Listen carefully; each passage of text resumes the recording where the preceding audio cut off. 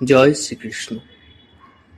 এই পৃথিবীতে মানুষ প্রতিদিন কত যুদ্ধই না লড়ে, কখনো অন্যের সঙ্গে, কখনো বা পরিস্থিতির সঙ্গে।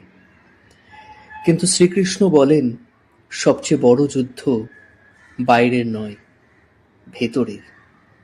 কারণ যে নিজের মনকে জয় করতে পারে, সেই আসলে পুরো পৃথিবী জয় করতে পারে।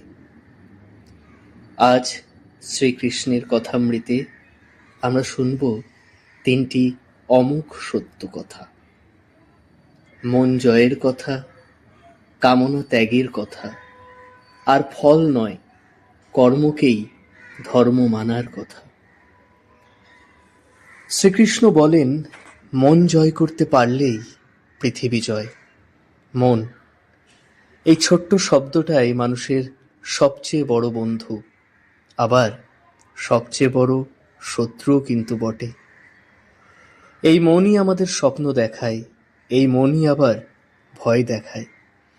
এই মনই আমাদের সাহস দেয়, এই মনই সন্দেহ ঢুকিয়ে দেয়। একদিন অর্জুন প্রশ্ন করেছিল, হে মাধব, এই মন এত চঞ্চল কেন? একে বশ করার এত কঠিন কেন?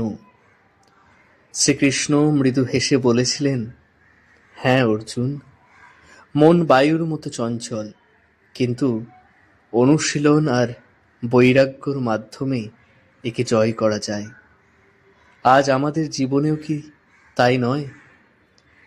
রাগ এলে মন জ্বলে ওঠে, অপমান এলে মন ভেঙে পড়ে, সাফল্য এলে মন অহংকারী হয়, আর ব্যর্থতায় মন হাল ছেড়ে দেয়। কিন্তু যে মানুষ নিজের মনকে বলতে পারে, থামো, ভাবো আর বোঝো, সে মানুষকে আর কেউ হারাতে পারে না। কারণ তখন পরিস্থিতি তাকে নিয়ন্ত্রণ করে না, সে তখন পরিস্থিতিকে নিয়ন্ত্রণ করে, পরিস্থিতিকে বোঝে। মন জয় মানে অনুভূতি মেরে ফেলা নয়, মন জয় মানে অনুভূতিকে বোঝা আর তাকে সঠিক পথে চালানো। শ্রীকৃষ্ণ বলেন, কামনা ত্যাগ করলেই শান্তি। মানুষ ভাবে, ওটা পেলেই শান্তি পাব, এটা হলেই সুখী হব, আরেকটু হলেই আমি তৃপ্ত হব। কিন্তু পাওয়ার পর আরেকটা চাওয়া জন্ম নেয়। কামনা আগুনের মতো, যত ঘি ঢালা যায় আগুন তত বাড়ে।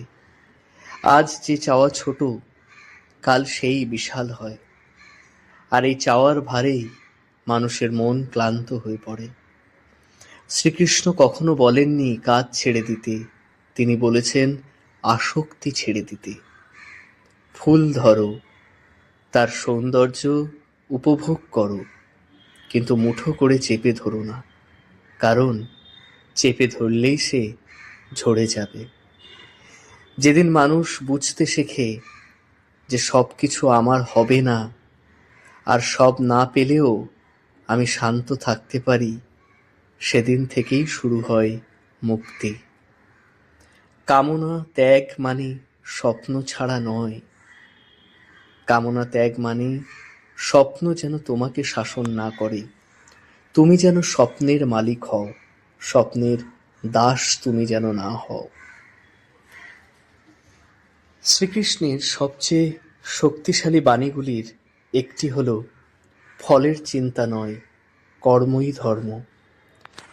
আমরা কাজ শুরু করার আগেই হিসাব করি কি পাবো, লোকে কি বলবে, আমি সফল হব তো। আর এই হিসাবেই অনেক স্বপ্ন, অনেক চেষ্টা জন্ম নেওয়ার আগেই মারা যায়। কৃষ্ণ বলেন, তোমার অধিকার কর্মে, ফলে নয়। ফল তোমার হাতে নেই, কিন্তু চেষ্টা তোমার হাতে, সততা তোমার হাতে, পরিশ্রম তোমার হাতে। আজ যদি তুমি সত্যি মন দিয়ে কাজ করো, ফল দেরিতে এলেও ভিতরে একটা শান্তি জন্ম নেবে, আমি আমার কর্তব্য করেছি। আর এই শান্তি মানুষের সবচেয়ে বড় প্রাপ্তি। যে ছাত্র শুধু নম্বরের জন্য পড়ে, সে ভয় পায়, যে শেখার জন্য পড়ে সে শক্ত হয়। যে মানুষ শুধু ফলের জন্য ভালো কাজ করে সে ভেঙে পড়ে।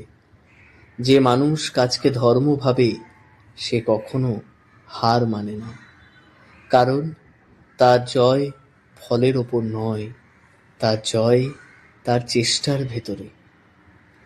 শ্রীকৃষ্ণ আমাদের স্বর্গের লোভ দেখাননি কখনো, তিনি আমাদের শক্ত মনের পথ দেখিয়েছেন।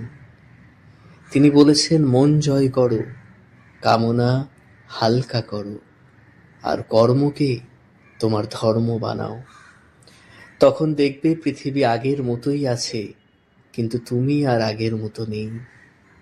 তুমি অনেক শান্ত, অনেক স্থির, তুমি অনেক শক্ত হয়ে গেছো।